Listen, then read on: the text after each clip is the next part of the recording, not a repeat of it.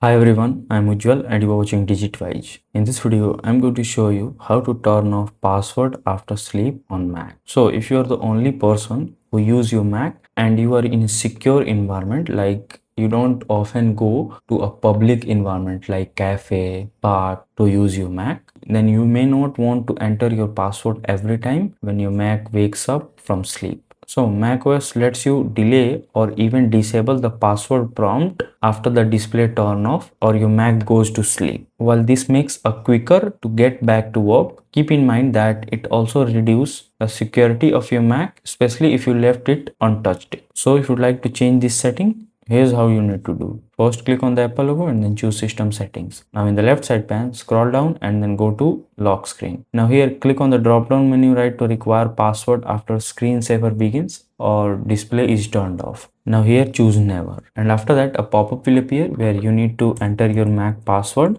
and then click on Modify Settings. Now again a confirmation pop-up will appear. Here click on turn off screen lock and then follow the on-screen instructions to save the changes. And that's it. So if this video helps you in any way, then do like it and subscribe to the channel. Thanks for watching.